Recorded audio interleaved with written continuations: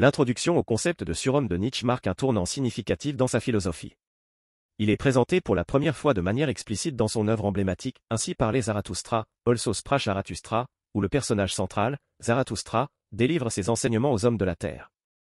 L'idée de surhomme est une réponse aux crises de valeurs morales et à la remise en question de la tradition religieuse et philosophique qui caractérisait la fin du XIXe siècle en Europe.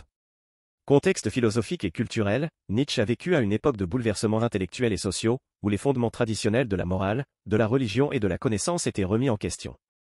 Les avancées scientifiques, la montée de la sécularisation et les changements politiques ont contribué à un climat de scepticisme envers les croyances anciennes. Rejet des valeurs traditionnelles, dans ce contexte, Nietzsche remet en question la validité des valeurs morales dominantes, en particulier celle de la tradition judéo-chrétienne. Il dénonce l'impact de la morale de l'esclave, basée sur la pitié, la soumission et le renoncement à la vie terrestre, qu'il considère comme une négation du potentiel humain. L'émergence de l'Übermensch, Nietzsche présente le surhomme comme une alternative radicale aux conceptions traditionnelles de l'homme. L'Übermensch est une figure de dépassement de soi, un individu qui embrasse pleinement la réalité terrestre et les potentialités de la vie humaine. C'est un être qui se libère des contraintes imposées par la morale conventionnelle et qui cherche à réaliser sa propre grandeur. Le surhomme comme idéal de développement individuel, le concept de surhomme incarne l'idée que chaque individu a le potentiel de se transformer et de transcender sa condition actuelle. C'est un appel à l'émancipation de la pensée conformiste et de la soumission à des normes préétablies. Nietzsche encourage chacun à se libérer des entraves sociales et morales pour poursuivre sa propre voie vers l'excellence. La quête de sens et de valeur, l'introduction du surhomme soulève la question fondamentale de la signification de la vie et de la réalisation personnelle. Nietzsche cherche à offrir une alternative aux idéaux traditionnels en proposant un idéal de développement qui est enraciné dans la réalité humaine et qui vise à créer un sens profondément personnel et individuel. La critique de la morale conventionnelle occupe une place centrale dans la philosophie de Nietzsche, et elle sert de fondement à son concept de surhomme. Nietzsche remet en question les valeurs morales traditionnelles, en particulier celles issues de la tradition judéo-chrétienne, et propose une analyse approfondie de la nature de la moralité et de son impact sur l'individu et la société. Voici un développement de sa critique de la morale conventionnelle. Dualité morale, Nietzsche distingue entre ce qu'il appelle la morale du maître et la morale de l'esclave. La morale du maître est caractérisée par des valeurs telles que la force, la créativité, la confiance en soi et l'affirmation de la volonté de puissance. En revanche, la morale de l'esclave est basée sur des notions telles que la pitié, l'humilité, la soumission et la négation de la volonté de puissance au profit d'idéaux transcendants. Origine de la morale de l'esclave, Nietzsche avance l'idée que la morale de l'esclave a émergé comme une réaction à la domination de la morale du maître dans les sociétés anciennes. Les individus qui n'avaient pas le pouvoir ou la force physique ont développé une morale basée sur la compassion envers les faibles et les souffrants, renversant ainsi les valeurs traditionnelles. La transvaluation des valeurs, Nietzsche propose la transvaluation des valeurs comme moyen de remettre en question et de renverser les valeurs établies. Il suggère que la société devrait remettre en question les notions de bien et de mal et adopter une perspective plus individualiste qui valorise la créativité, l'affirmation de soi et la réalisation personnelle. Négation de la vie terrestre. Une critique majeure de Nietzsche est dirigée contre la tendance de la morale conventionnelle à nier la réalité terrestre au profit d'une vie après la mort. Il considère cela comme une fuite de la vie réelle et de ses plaisirs, conduisant à un mépris pour les désirs terrestres et la volonté de puissance. L'effet de l'ascétisme, Nietzsche examine également l'influence de l'ascétisme, c'est-à-dire la privation et l'auto-renoncement, sur la morale conventionnelle. Il voit l'ascétisme comme une tentative d'échapper à la vie terrestre et à la souffrance, mais il en critique les conséquences en termes de suppression de l'expression de la volonté de puissance et de la vitalité humaine. L'émancipation par la volonté de puissance, Nietzsche propose que l'émancipation de l'individu réside dans la reconnaissance et l'affirmation de sa propre volonté de puissance. C'est par la compréhension et l'expression de cette force intérieure que l'individu peut transcender les limitations imposées par la morale conventionnelle et s'épanouir en tant que surhomme. La volonté de puissance est l'un des concepts philosophiques clés élaborés par Friedrich Nietzsche. C'est un concept complexe et central dans sa pensée, qui englobe diverses dimensions de la vie humaine, de la créativité à la psychologie individuelle en passant par la morale et la société. Voici un développement de la notion de volonté de puissance dans la philosophie de Nietzsche. Définition de la volonté de puissance. La volonté de puissance ne se réduit pas simplement à un désir de pouvoir politique ou social. Elle englobe un élan vital fondamental qui anime tout organisme vivant, y compris les êtres humains. C'est une force intérieure qui pousse chaque individu à s'affirmer, à se développer, à créer et à réaliser ses potentialités. Nature créatrice de la volonté de puissance, Nietzsche considère la volonté de puissance comme étant à l'origine de toutes les activités créatrices et expressives. C'est la source de l'art, de la science, de la philosophie et de toutes les formes d'expression humaine. L'individu cherche à projeter sa puissance intérieure dans le monde extérieur, transformant ainsi sa réalité. La notion de maîtrise de soi, la volonté de puissance implique également la maîtrise de soi et la capacité à surmonter les obstacles internes et externes qui entravent la réalisation de son potentiel. Nietzsche encourage l'individu à reconnaître et à embrasser sa propre force intérieure, et à la diriger de manière constructive. Dépassement des limites, la volonté de puissance encourage à dépasser les limites conventionnelles, que ce soit dans la pensée, la création artistique, la réalisation de soi ou l'exploration de nouvelles possibilités.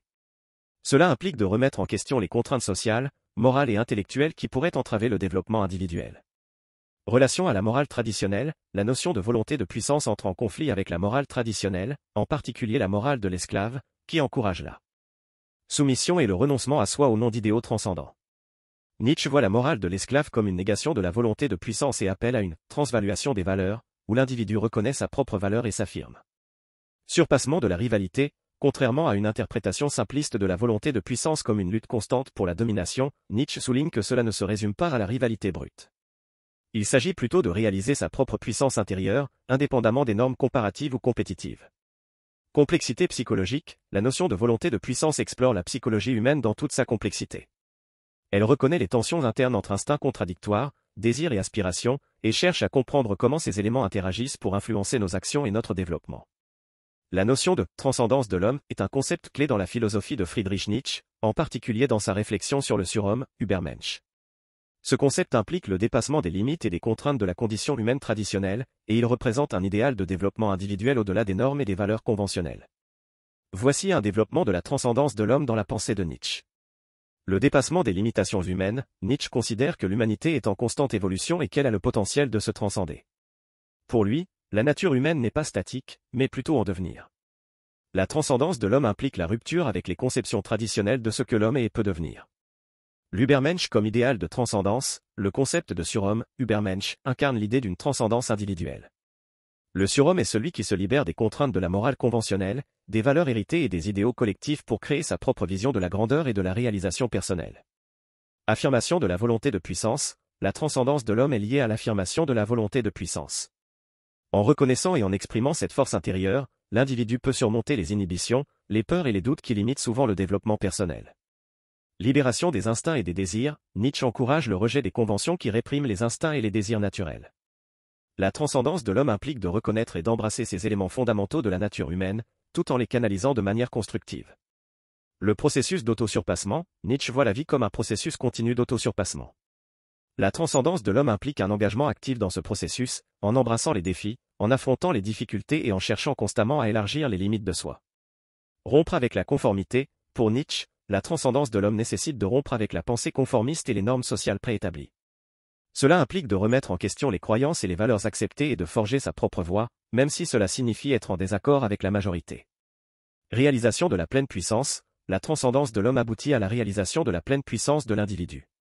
Cela signifie embrasser toutes les facettes de sa personnalité, y compris les aspects sombres et contradictoires, pour créer une vie riche de sens et d'accomplissement. La créativité et l'affirmation de soi sont des thèmes étroitement liés dans la philosophie de Friedrich Nietzsche. Pour Nietzsche, la créativité est l'expression fondamentale de la volonté de puissance et l'affirmation de soi est le moyen par lequel un individu peut réaliser son potentiel le plus élevé.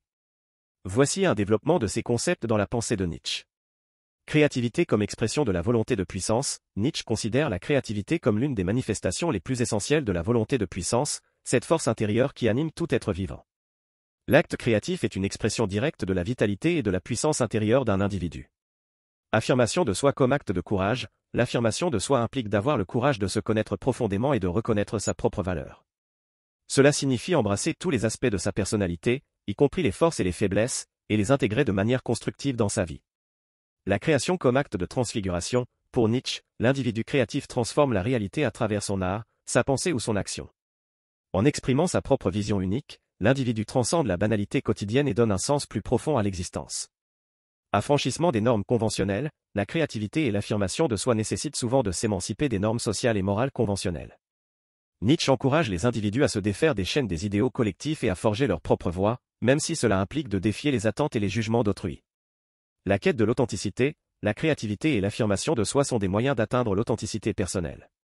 En exprimant ses pensées, ses émotions et ses désirs de manière sincère et honnête, l'individu se connecte à son être intérieur et réalise son plein potentiel.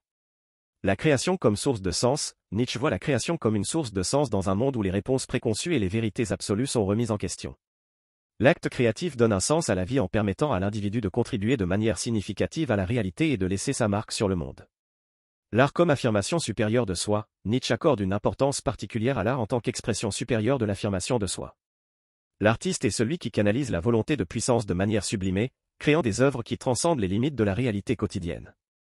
Le concept de surhomme et l'idée de l'éternel retour sont deux éléments cruciaux et interconnectés dans la philosophie de Friedrich Nietzsche. Ces concepts sont présentés dans son ouvrage majeur, ainsi par les Zarathustra, Also sprach Zarathustra, et incarnent sa vision audacieuse de la réalisation individuelle et du sens de la vie. Voici un développement de la relation entre le surhomme et l'éternel retour dans la pensée de Nietzsche. Surhomme comme idéal de dépassement, le surhomme est l'idéal ultime de Nietzsche, un être qui a transcendé les limites et les contraintes de la condition humaine traditionnelle. C'est celui qui a embrassé la volonté de puissance, rejeté les valeurs conventionnelles, et s'est élevé au-dessus des idéaux collectifs pour forger sa propre voie vers la grandeur personnelle. Évolution de l'individu vers le surhomme, Nietzsche présente le développement vers le surhomme comme un processus continu d'autosurpassement. Cela implique de reconnaître sa propre force intérieure, d'embrasser les défis et les obstacles, et de s'élever au-dessus des inhibitions et des peurs qui entravent souvent le développement personnel. L'éternel retour comme concept métaphysique, l'éternel retour est une idée métaphysique fondamentale de Nietzsche. Elle suggère que tout dans l'univers, y compris nos vies individuelles, se répète éternellement de manière cyclique. Cela signifie que chaque moment, chaque action et chaque expérience seront rejouées à l'infini. Le défi de l'éternel retour, Nietzsche propose l'éternel retour comme un test existentiel. Il demande à l'individu d'imaginer si, face à la perspective de revivre chaque instant de sa vie encore et encore, il serait prêt à accueillir cette répétition avec une acceptation inconditionnelle et une joie profonde. Harmonisation avec l'éternel retour, le surhomme, pour Nietzsche, est celui qui embrasse l'idée de l'éternel retour avec enthousiasme. Il ne cherche pas à échapper à cette répétition, mais la célèbre. Le surhomme choisit délibérément d'agir et de vivre de manière à ce que chaque instant, même les souffrances, soit accueilli avec gratitude et acceptation. Création d'une existence significative, l'éternel retour pousse l'individu à créer une existence profonde et significative, car chaque action et chaque choix auront des conséquences infinies. Le surhomme, en choisissant consciemment son destin et en embrassant la réalité telle qu'elle est, transcende la passivité et crée sa propre valeur. Relation entre le surhomme et l'éternel retour, le surhomme peut être vu comme celui qui, par son affirmation de soi et sa créativité, réussit à surmonter les défis psychologiques et existentiels de l'éternel retour. En embrassant la vie de manière totale et authentique, le surhomme trouve un sens et une valeur personnelle dans un monde cyclique et répétitif.